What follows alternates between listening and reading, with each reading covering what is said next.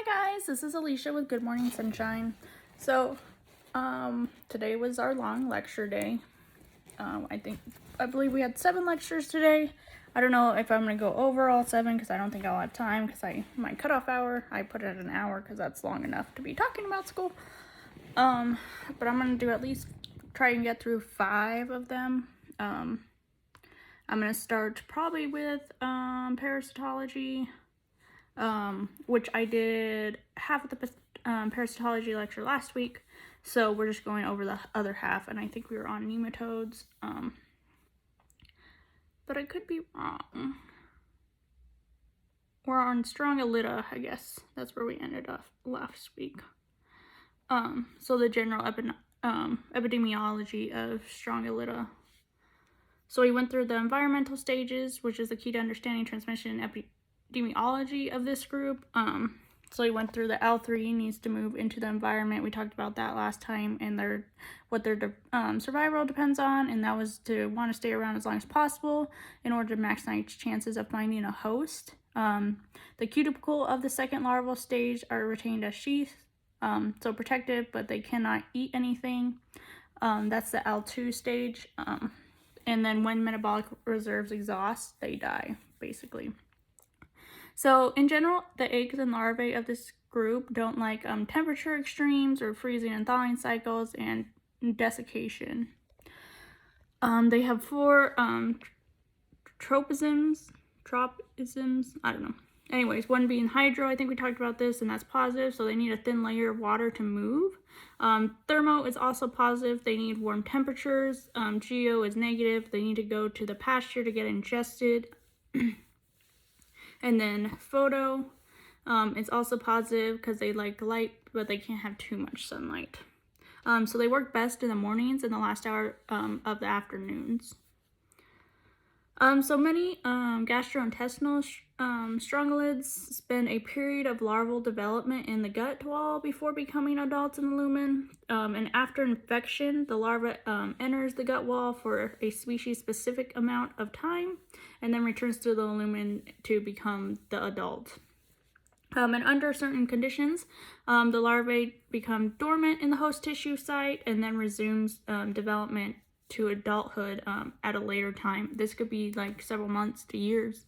And this phenomenon is known as being arrested or inhibited, but it's known as hypobiosis, there we go. So this is basically when the life cycle is put on pause due to weather conditions. So environmentally, this could cause it, or this may also occur as a result of host immunity. So it can occur at different larval stages, so it can occur at L3 or even at L4. During this time, the parasites are undetectable and don't cause disease. They're usually in the small intestine, the abomasum, the omasum, and they lie dormant. The stimulus for arrested development is still a matter of debate, so we don't really know. It's an adaptation mechanism for optimizing chances of survival for the next generation by synchronizing the parasite life cycle with external events. So the immunity of this order of Strongylida, immunity develops gradually over time. So typically not fully developed until host maturity, so prolonged exposure. Young animals are the most vulnerable to these parasites, so active infection required to keep immunity fully stimulated, so premonition. Immunological compromise can shift balance in favor of a parasite and allow numbers to increase. So we have parturition, which is a periparturient egg rise. So basically this means immunity suffers of depression, so the immune system is focused on the new offspring so that they produce more eggs in the feces. So they contaminate the pasture more, so more L3 in the pasture means the animals in the pasture are at a higher risk during this time. So usually clinical disease develops when large numbers are present, so subclinical infections may have no impact or cause reduction in growth and weight gain. So we're moving on to a superfamily. They are part of the order of the Strongylida. So we're going to go into the Trichostrongyloidea. Their life cycle is typically like the strong isles. L3 development and survive in weeks to months depending on the weather. So that's the infectious stage. And then pasture parasites generally don't do well in housing or on dirt. The minimum prepatent periods, prepatent period meaning the time of ingestion until the parasite gets to sexual maturity. This is usually 3 to 4 weeks in these guys, depending on the species. So biosis, sorry, I'm going to struggle with that word this whole time. It's common and it affects the epidemiology and control. And the adult lifespan is usually months. And then all grazing ruminants have trichostrongyle parasites. So here's our superfamilies here. We're at the top, I'm discussing the Trichostronglius. They're in the small intestine in ruminants. And their prepatent period is 3 weeks, and their pathogenicity is 2+. But then we also have the Osterhagia and the Talidorsagia, which is located in the abomasum. Their prepatent period is also 3 weeks, but their pathogenicity is 3+.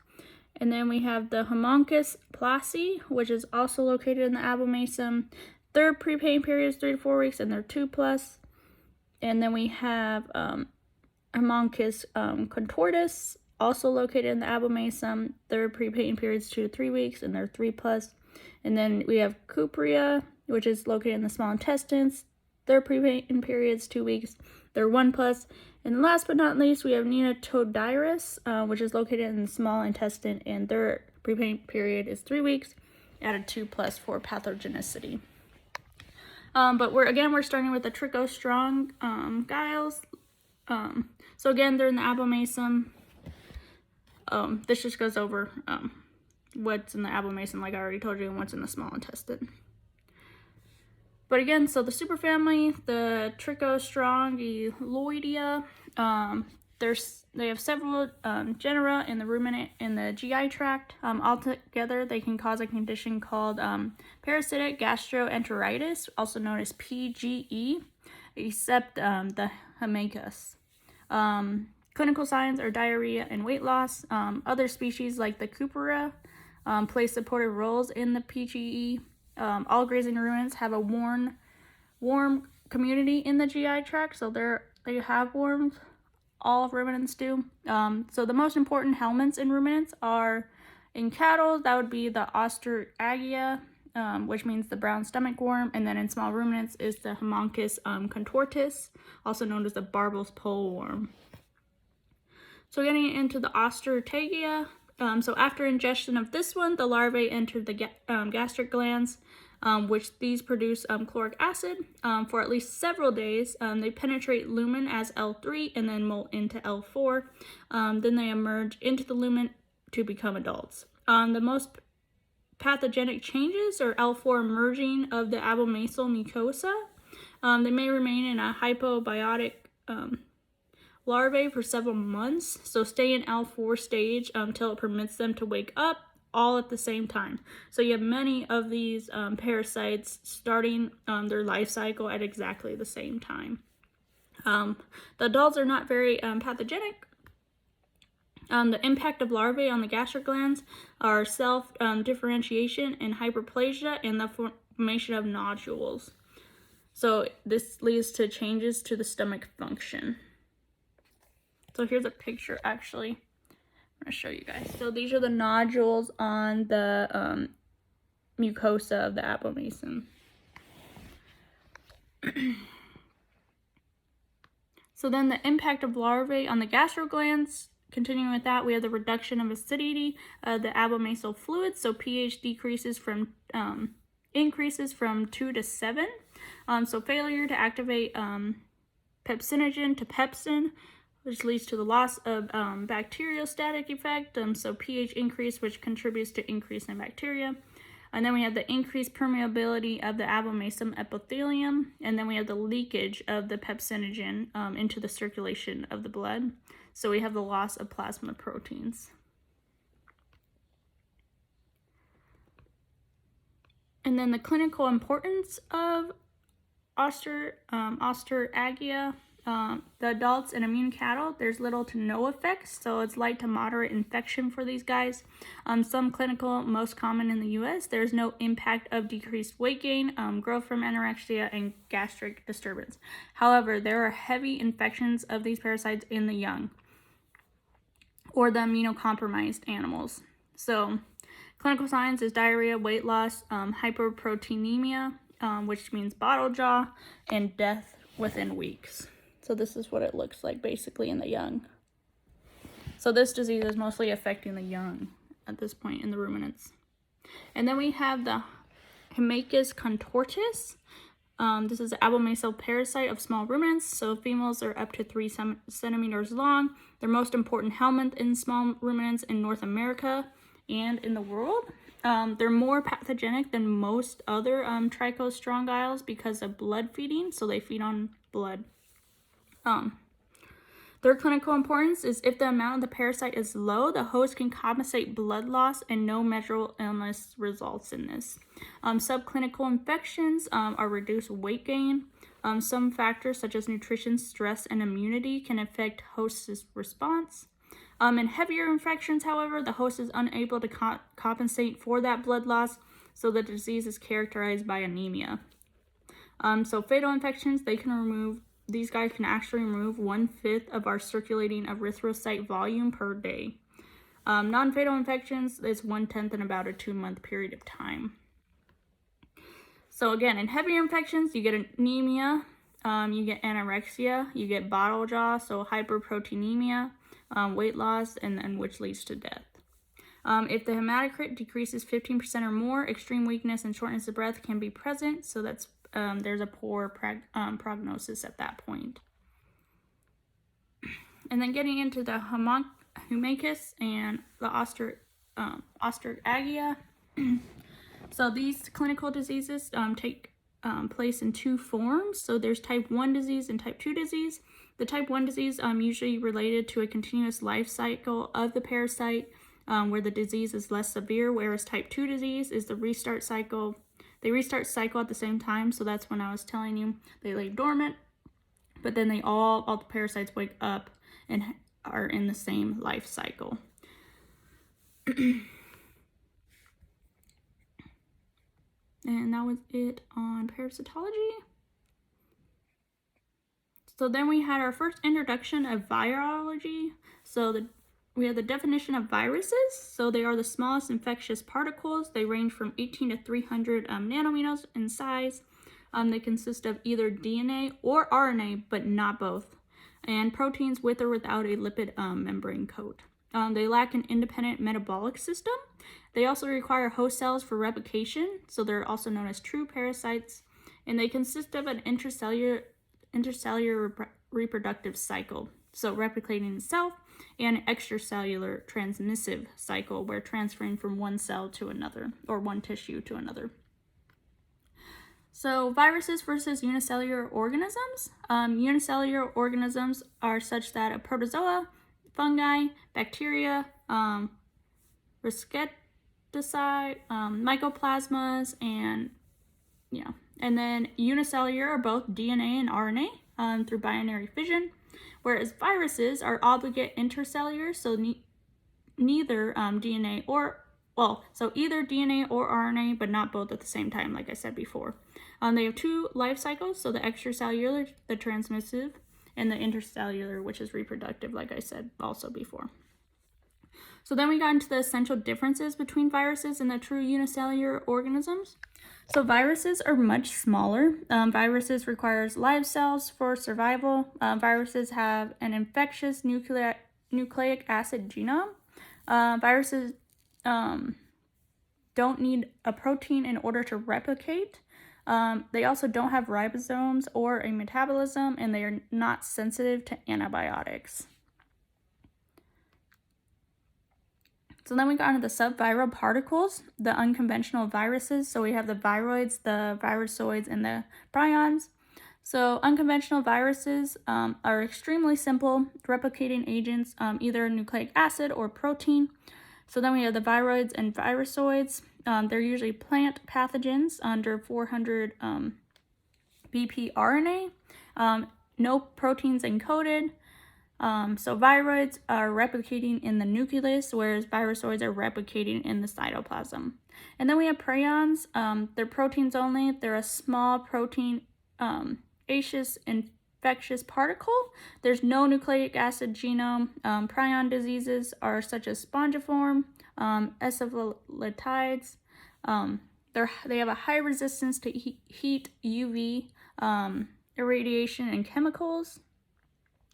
Prion proteins are present in normal cells as PRPC. Those usually don't cause disease. However, abnormal conformational aberrations, so amyloid formation, when they represent themselves as PRPSC, this causes prion disease. So then we got into the comparison between prions and classical viruses. A prion doesn't have nucleic acid. They don't have a defined EM morphology. Their incubation period for a prion is very long, and in a virus it's variable. They don't produce an immune response, and IFN production, they also don't produce an IFN production or an inflammatory response. So virus classifications. We compare morphology and multiplication cycles. We provide common bases for naming and allow common clinical approach. So we got into the International Committee on Taxonomy of Viruses classification. So nomenclature, we have orders, we have families, we have subfamilies, we have genre, we have subgenre, and species. So order usually ends in Virales. So example would be Nidiovirus.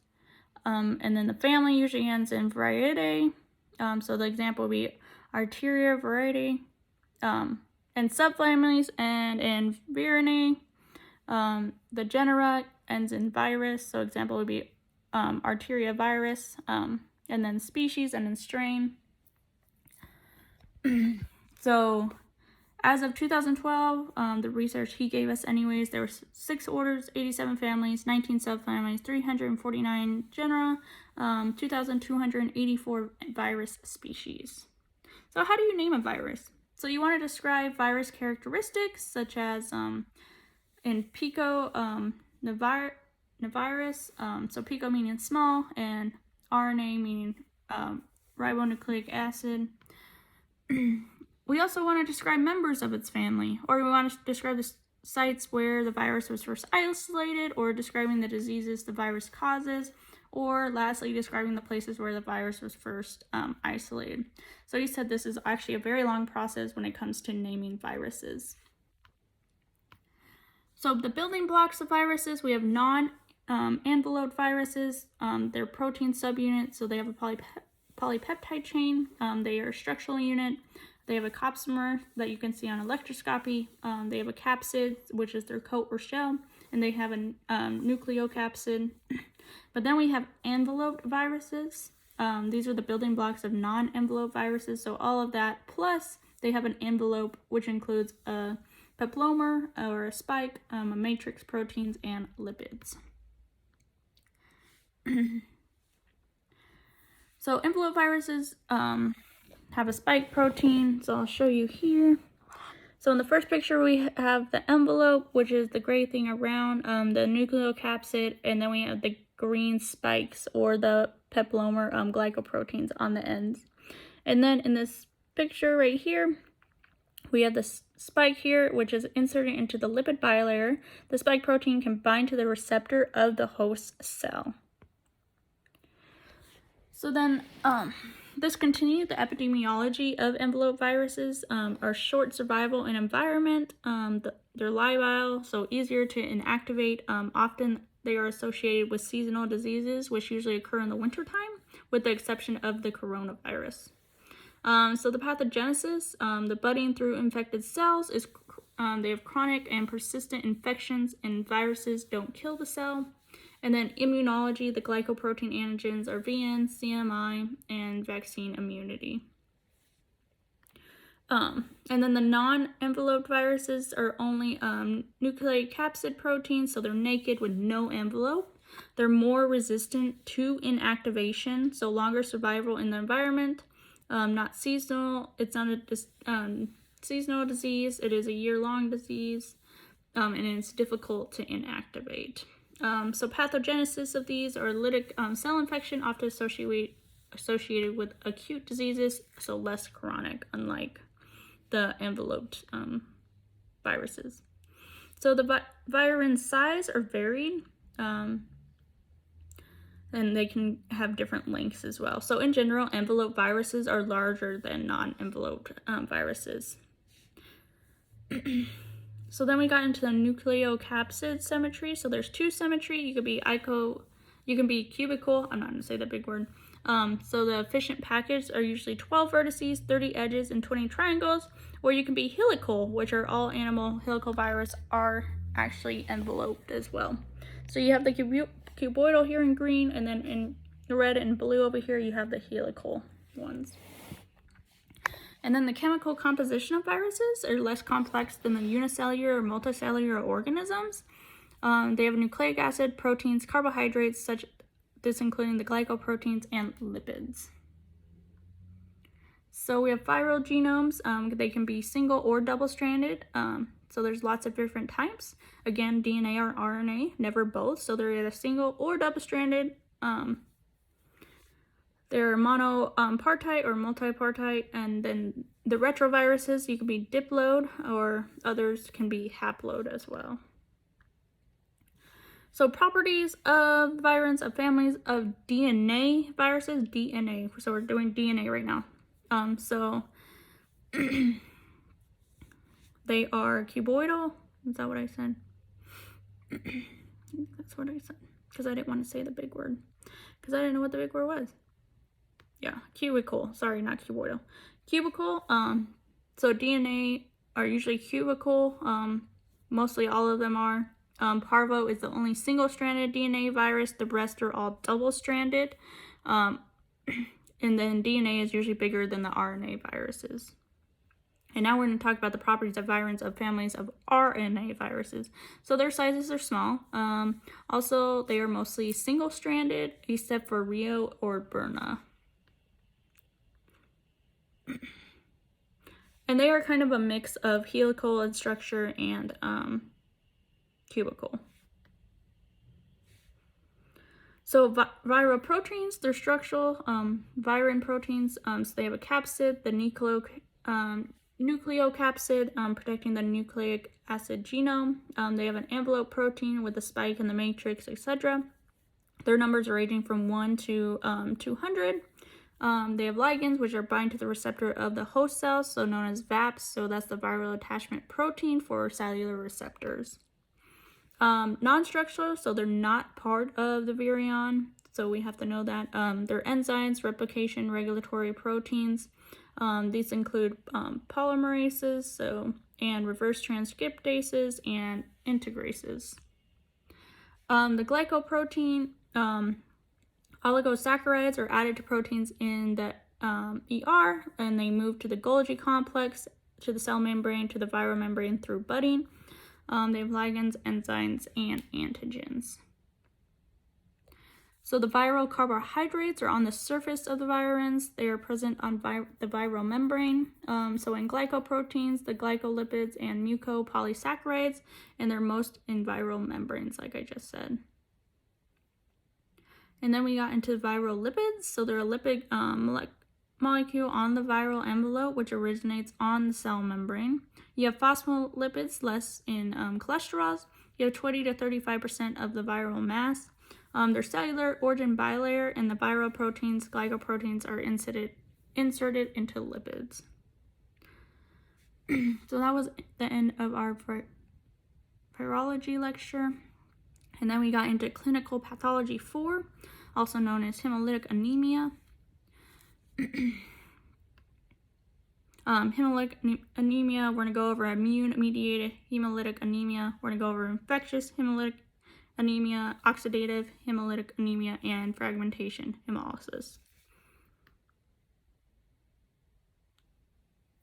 So he went over a case, and then we'll go over a case example at the end. So we got into immune-mediated hemolytic anemia, which in association with complement, so type 2 hypersensitivity, also has to do with IgG, and then agglutination, which means the clumping of particles.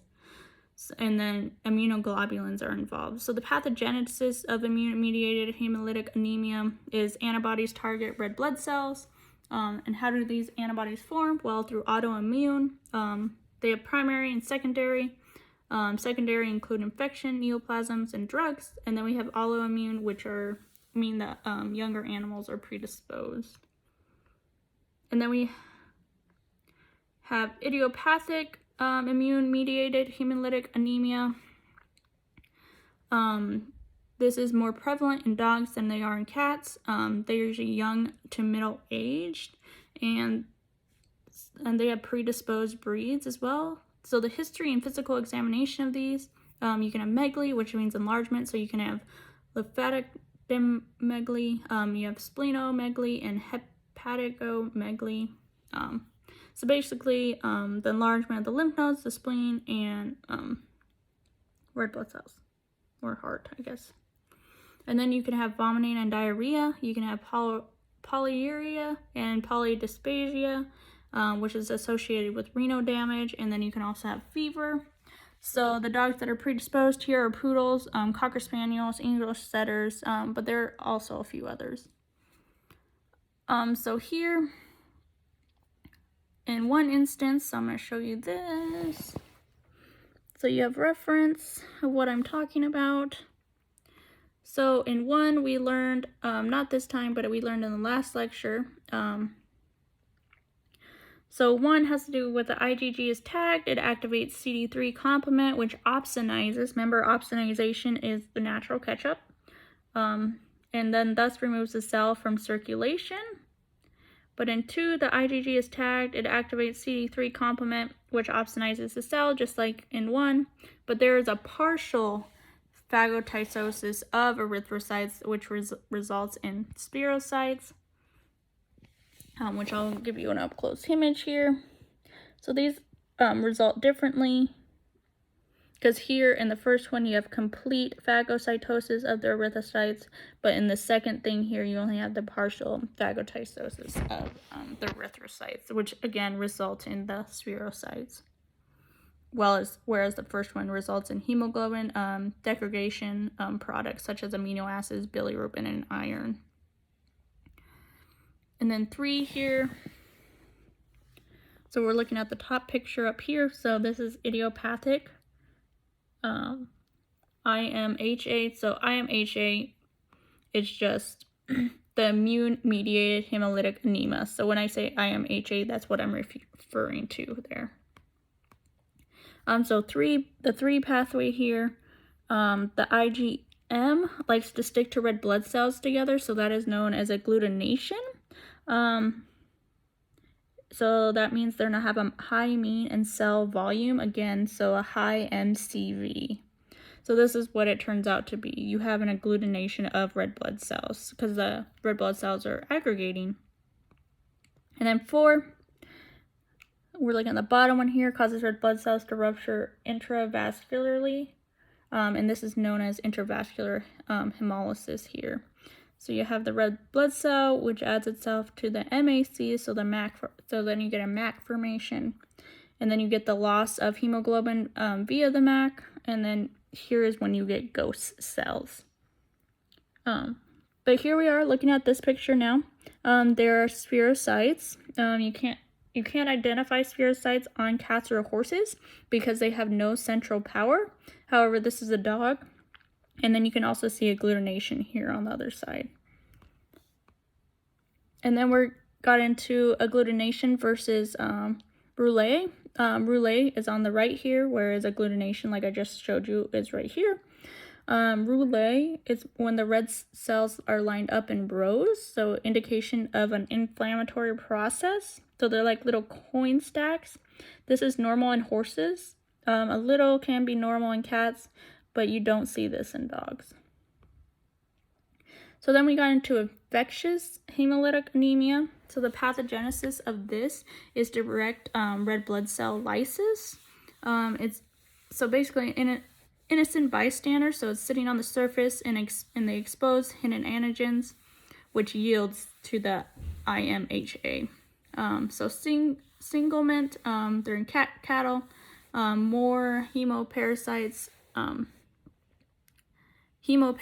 in both of these, but you don't really see this in a dog or horse.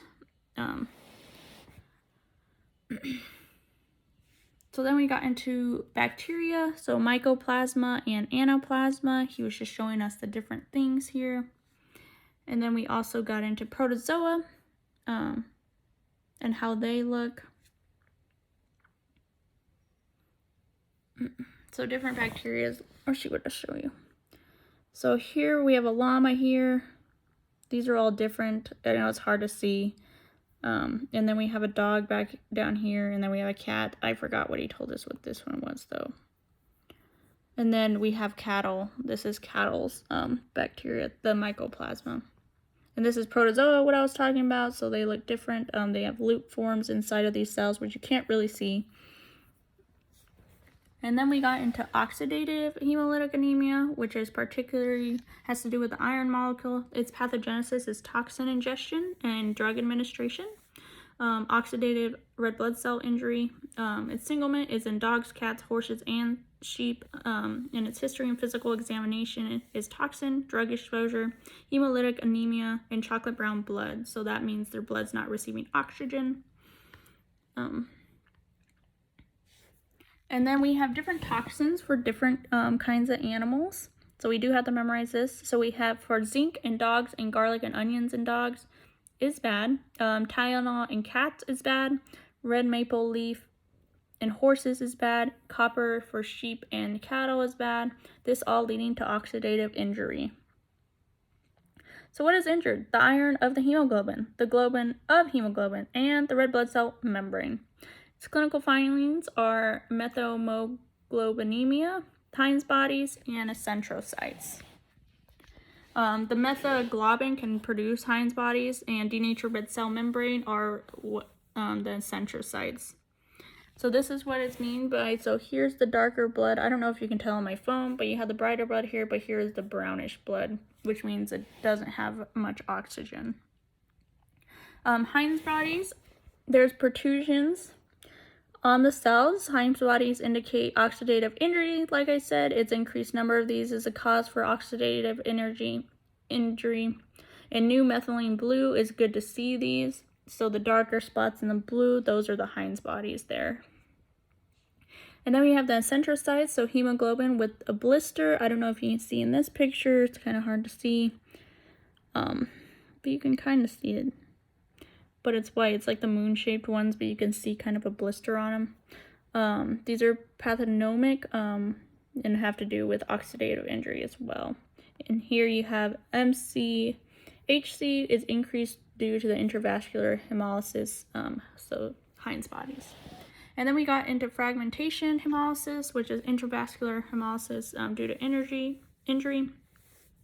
And then the pathogenesis is fragile red blood cells and microangiopathy, which means diseased small blood vessels. So inciting conditions are iron deficiency, hemangiosarcomas, so neoplasm that involve the spleen and liver, and thrombus, and disseminated intravascular coagulation, also known as DIC. And then the singlement is variable. And here we have schistocytes. We have anathocytes and keratocytes. So the schistocytes are pieces of the red blood cell, and then we have the anathocytes, which are the leaf-like kind of, and then the keratocytes are the helmet-like ones here. So then we had a case example. So we have a 14-year-old Tennessee walking horse mare. It was recently bred. It has an acute onset of vulvar bleeding, depression, and lethargy. It has depression, it's tachycardic, has money brown mucous membranes, it is has icteric sclera, and dried blood on the medial hocks. So here, the horse got exposed to a red maple leaf, so the plasma is red, the horse has red urine, so it has hemoglobinuria and hemoglobinemia. It has intravascular hemolysis due to oxidative injury. So we saw Heinz bodies and erythrocytes for horses on the microscope. And that ended clinical pathology. So then we got into pharmacology one. So we're talking here about anti-inflammatory agents, some corticosteroids. So steroids, we have corticosteroids, which can be broken down into glucocorticoids mainly, but also mineralocorticoids. Steroids also include anabolic steroids, sex steroids such as estrogens, progesterones, and androgens. But mostly we're going to talk today about glucocorticoids. So their clinical use is most consistently effective drugs available for a wide variety of inflammatory and immune conditions, such as respiratory disease, dermatologic disease, gastrointestinal disease, ophthalmic disease, musculoskeletal disease, neurologic disease, and immune-mediated and autoimmune disease. So you can use steroids for a lot of different things. So we have the classic pathway of steroids. So this is a classic pathway, arachidonic acid pathway, which I guess she learned in her time, but now it's more complicated, so we have to learn a more complicated pathway, but I'm going to go over this first. So it involves arachidonic acid. It originates from the phospholipids in the membranes of cells. So under the influence of an inflammatory stimulus, the membrane phospholipids are broken down by phospholipase A2 into arachidonic acid, which is further broken down into the prostaglandins and leukotrienes, resulting in the amplification of the inflammatory response. The glucocorticoids block this phospholipase A2, preventing the formation of the arachidonic acid, and thus blocking this part of the inflammatory pathway. But then we got into the genomic pathway. So the glucocorticoids receptors are located in cell cytoplasm. They are in the inactive form and they are bound to the HSP90. The glucocorticoids, either endogenous or exogenous, will enter the cell via passive diffusion. And then once inside the cell, the glucocorticoid will bind to its receptor. The receptor will then dissociate from the HSP90 and become activated. And then the glucocorticoid receptor complex will then translocate into the nucleus of the cell and bind to the glucocorticoid response elements in the cell's DNA. The response elements then activate RNA transcription of various anti-inflammatory genes such as lipocordin-1, IL-10, and IL-1 receptor antagonist. And then the IKB inhibits NF-κB. The inhibition of NF-κB blocks the expression of pro-inflammatory genes, including cytokines, chemokines, and enzymes, and adhesion molecules and receptors. So it's much more complicated now, and we have to learn the more complicated way.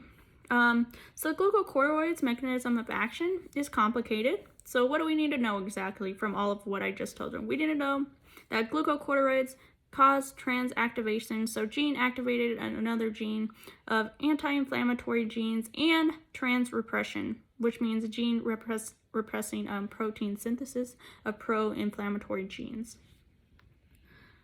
So why do we need to know this? Well, it affects almost every cell in the body. It's very powerful anti-inflammatory and immunosuppressive agents. Need to balance clinical effects against the adverse effects and side effects. So there's many glucocorticoid receptors. They're present on almost every cell. I could go through them, there's so many of them, but they include like neutrophils, the eosinophils, the T cells, the mast cells, the macrophages, the dendritic cells, but also, so those are your inflammatory cells, but they also include structural cells such as epithelial cells, endothelial cells, smooth muscle, the mucus glands, and many more. So choosing a glucocorticoid, factors to consider are glucocorticoid versus mineralocorticoid activity. Also potency, it relates to the severity of disease that we are treating, the duration of action, the route of administration and formulation, and species differences. So here, they all have different activities, but here are some of the glucocorticoids. or drugs, I guess, that have glucocorticoid activity, but some also have the mineralocorticoid activity, which I'm not going to go over all these with you, but you can look at the graph right here. But glucocorticoid activity is the most important for anti-inflammatory immunosuppressive effects. Mineralocorticoid activity is involved in regulation of usually the sodium and potassium balance.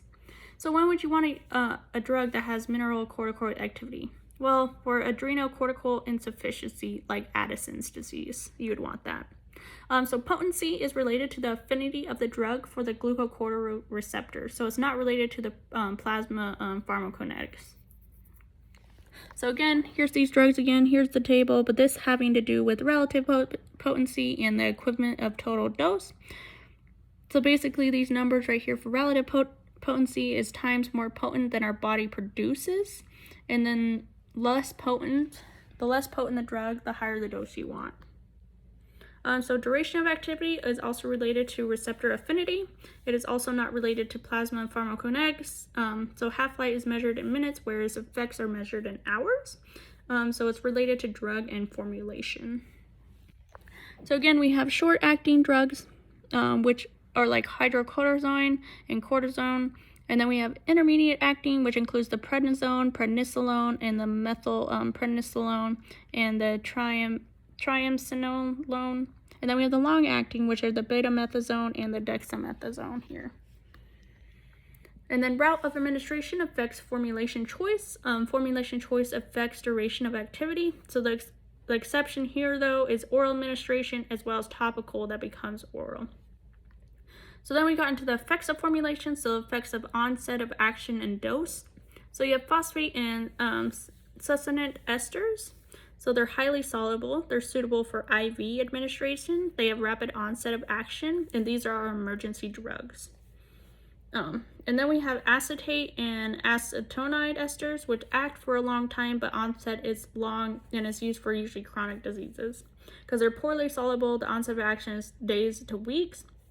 So they have prolonged absorption from injection site, but they are suitable for IM, sub-Q, or IA administration. And then we have our aqueous suspensions, which are rapidly absorbed after IM or sub-Q administration, and some labeled for IA administration. And then we have our solutions, where polyethylene glycol or alcohol vehicles, they are for IV or IM administration. We also have to be careful with species differences. So prednisone and prednisolone can be used in a dog. Usually we use prednisone because prednisolone charges a lot more. However, you can only use prednisolone in a cat and a horse. Prednisone, if you forgot, is a prodrug. A prodrug is a medication or compound that after administration are metabolized, typically in the liver, and into a pharmacologically active drug. The prednisone is actually then converted to prednisolone, so we're talking about in the body. So cat and horses have low bioavailability of prednisone, so they have a low capacity to convert prednisone to prednisolone. That's why we don't use prednisone in cats and horses. Cats versus dogs. So cats require higher doses for the same effect. They have fewer glucocorticoid receptors, and they have a lower affinity for glucocorticoid receptors. And cats are more resistant to adverse effects, which is very good. Commonly used systemic glucocorticoids for dogs, like I said, is prednisone, prednisolone. For cats, it's prednisolone. For horses, it's prednisolone and dexamethasone. And then for cattle and swine, it's dexamethasone. So then we got into glucocorticoids effects. So we have leukocytes, which are white blood cells. They affect the number of circulating immune cells. So they have increased neutrophils and monocytes, so neutrophilia and monocytosis. They have decreased lymphocytes, eosinophils, and basophils. So we have lymphopenia, eosinopenia, and basopenia, and species differences. They affect the function as well. So decreased release of inflammatory cytokines. And then we have glucocorticoids effects as well as adverse effects. So we have immunosuppression, so high doses of corticosteroids, also known as immunosuppressive dose, which means to decrease the ability of T cells to mount an immune response. We have chronic low doses, which affects on innate and cell-mediated immunity, and then we have a cumulative dose is a factor in humans. And then we have immunosuppression related to dose and or duration of dosing.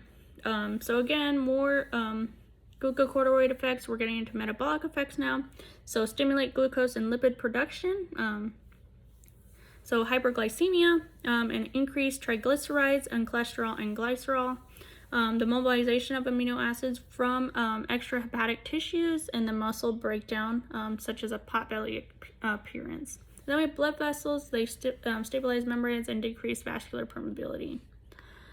So glucocorticoids adverse effects for endocrine is diabetes, mellitus in cats, and that means gluconeogenic and antagonize insulin, such as diabetes. So here we have hyper and hypoadrenocorticism. So hyper, I'm sure you've heard me talk about Cushing's, which means you're giving too much cortisol steroids for too long. So the body has not been making these steroids for a while, because once you give them, the body stops making the cortisol, and then the animal won't start making the cortisol for a while. That's leading to Addison's disease. So you can start with Cushing's disease, but you can plummet it down to Addison's disease. So then we got into hepatopathy and hepatomegaly, so mostly in dogs, which is the stimulate production of the steroid-specific isoenzyme of alkaline phosphatase, so ALP in dogs. And then we have GI ulceration, which you cannot give NSAIDs and steroids together, which I knew that from work. So it has a slow turnover of enterocytes and inhibition of protective prostaglandins, and potentiate to the ulcerogenic effects of NSAIDs. We have the alterations in fluid and electrolyte balance, so sodium and fluid retention and hypokalemic alkalosis. Then we have polyuria and polydipsia, and then we have mood and behavioral changes as well. That includes roid rage. And then we have lamitis in horses, which means the coffin bone unattaches from the hoof. It's recognized clinically. It's most likely related to insulin dysregulation, and horses may need to be predisposed. And again, glucocorticoids have adverse effects, so always have adverse effects at some point. Like, you will see this at some point in your life. So we have to know not if, but when. So we need strategizing for minimizing these adverse effects. So minimize, not prevent. There's alternate day therapy, which there is intermediate acting glucocorticoids, so like prednisone, prednisolone, methylprednisolone. So you give a higher dose every day, so meaning less adverse effects. So again, you give a single dose of 200 milligrams given every other day. So the same efficacy as giving 90 milligrams every day. So the same adverse effect as 25 milligrams given every day. So this is the alternate day therapy. So instead of giving the drug every day, you go to the higher dose and give it every other day, and that should lessen the adverse effects. And then also we have tapering the dose when discontinued treatment to prevent signs of hyperadrenocortisone. So like I said, how Cushing's can go to Addison's disease. This is not necessary with short term. So if you've given the glucocorticoid less than 2 weeks, but it's necessary after long term. So you've given this drug after more than 2 weeks, then tapering is recommended. So it takes 2 weeks after cessation of daily therapy. So if they're have been taking that drug every day, it's going to take 2 weeks to taper them off. But it also takes 1 week if they were giving the drug every other day. So also timing the dose is important. So usually you want to give glucocorticoids in the morning. Also, alternative routes of administration, so local therapy results in less systemic exposure, so such as intra-articular in horses, inhalant directly into the lungs, or topical, which also includes ocular. And then we have alternative drugs, which is not on test, so I'm not going to go over them with you since I'm running out of time. So then we got into immunology, autoimmunity. So we have autoimmunity and autoimmune disease. So Hor autotoxicus, so Elrich proposed that the immune system should not be toxic to auto self tissues. So in normal individuals, lymphocytes are capable of reacting against autoantigens and are largely deleted in developmental organs. So here we have clonal deletion. So we've talked about this before, where T cells come from the bone marrow and go to the thymus, and then very few T cells actually make it out of the thymus to the lymph nodes and spleen due to them attacking self-antigens. So 5% usually only make it out of the thymus because of clonal deletion. So it's deleting the T cells that are attacking self-antigens. However, some cells escape deletion but are held in check by the absence of co-stimulatory signals such as CD28 and CD80 and CD40 and CD40L interactions. Also kept in check by regulatory cells, so T regulatory cells, they put the brakes on. And then also other mechanisms, including inhibitory cytokines. They act on autoreactive cells and make sure they don't get activated. This is known as clonal anergy, so it keeps the mechanisms in check. So then we have autoimmunity and autoimmune disease. So autoimmunity is the presence of autoantibodies, so antibodies against auto self-antigens or autoreactive self-reactive lymphocytes without the induction of any pathological changes. So autoantibodies are present in normal individuals, especially in old animals and also in female animals, and so you would see higher amount of autoantibodies. One physiological role of autoantibodies in normal individual is binding to sensitive or damaged cells. Then these cells will be engulfed by macrophages and phagocytized. And then we have autoimmune disease, which is the presence of autoantibodies or autoreactive lymphocytes in association with pathological structure or functional changes. So that's the difference between autoimmune disease and autoimmunity. And then we have multifactorial origin of autoimmune diseases. So genetics is the most important one, but as these factors come together, the higher the chances of getting an autoimmune disease. So the different factors here, we have genetics, we have gender and sex hormones, we have infectious agents and environmental agents. However, when they all come together, that leads to an autoimmune disease. So facts about autoimmune diseases. There's more than 80 chronic diseases. Right now, it affects 4 to 5% of the world's population, so estimated about 18 to 20 million Americans. Lifelong chronic diseases with no cure, staggering health costs, so rough estimates is about more than $60 to $80 billion a year. Genetic makeup appears to be important. Autoimmune diseases predominantly occur in women. Mature populations who are stressed or in a certain environment are susceptible to autoimmune diseases. So again, autoimmune diseases are female predominant.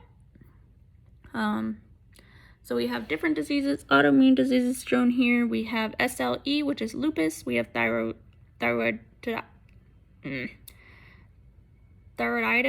We have Sjögren's syndrome, which has to do with dry eye and dry mouth. We have rheumatoid arthritis and scleroderma. So again, this just showing that there's more females that get these autoimmune diseases than males.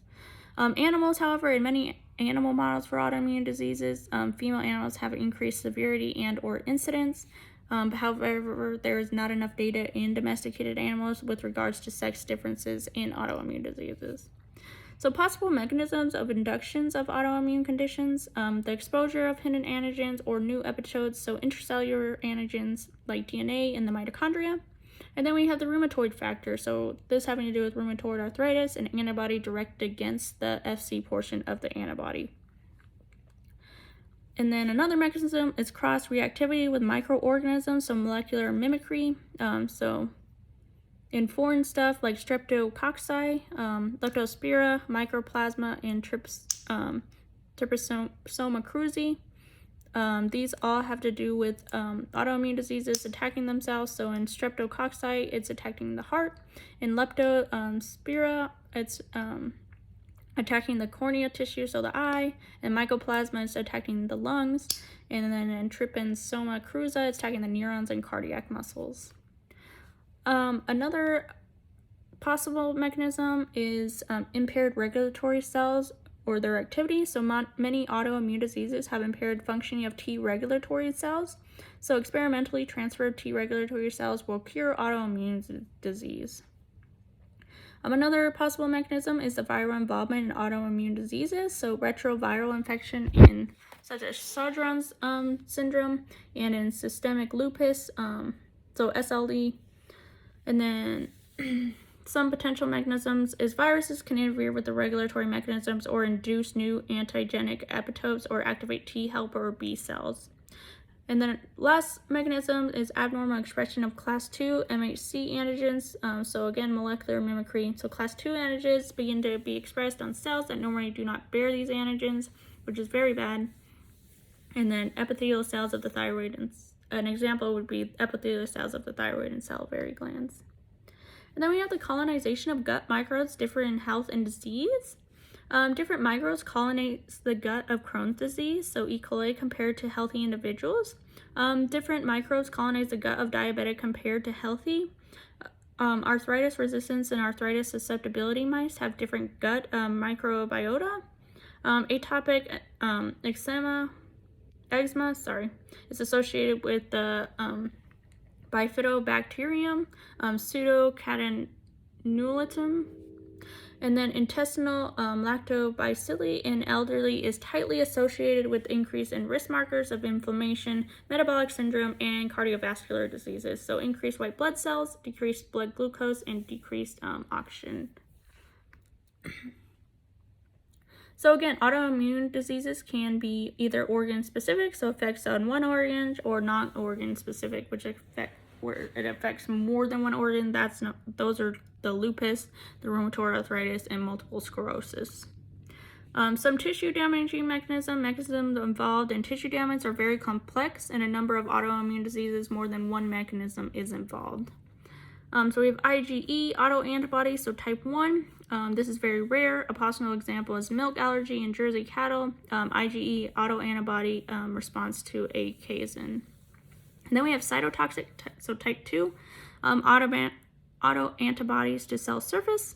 So red blood cells, this is autoimmune hemolytic anemia. And thrombocytes, this is autoimmune thrombocytopenia, platelets.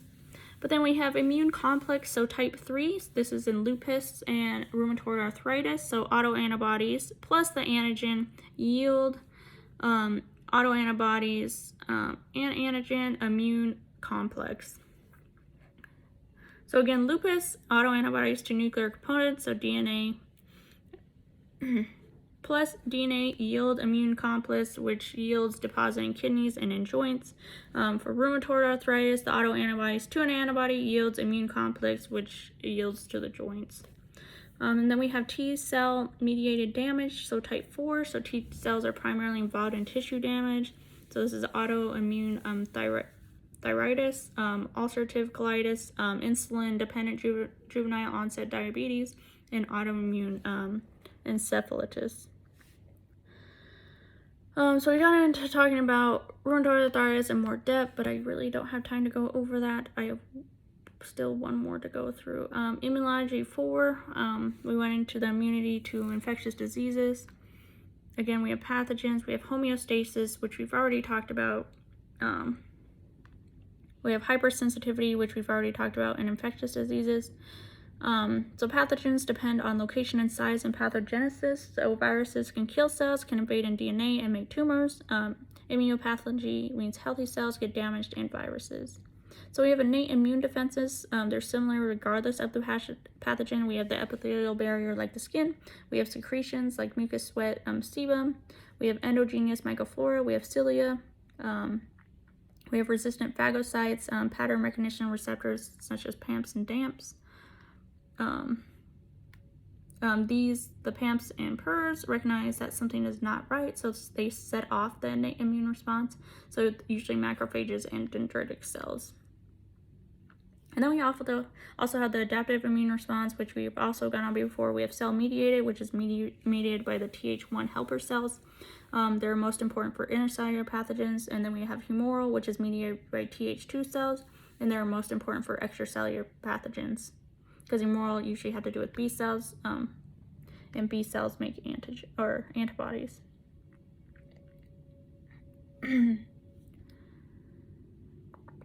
sorry, I'm choosing what to go over because I only have a few minutes. Viral infection, so we have obligate, so they have to get into the cell. They have to bind to the cell receptor. Virions enter the cell. Nucleic acid releases into the cytoplasm. Replication makes more of it. Protein production, then the assembly, and then the release. So they, when viruses are leaving cells, they have to kill the cell in order to be released, and then they spread all over the place. So what triggers an innate immune response? Well, the recognition of viral patterns by pattern recognition of receptors. Also, cell damage triggers inflammatory response. So then we have different interferons. These are released. They bind to receptors on adjacent cells. They try to limit the number of cells that are being infected. So we have type 1s, we have type 2s, we have type 3s. I'm not going to go through those right now.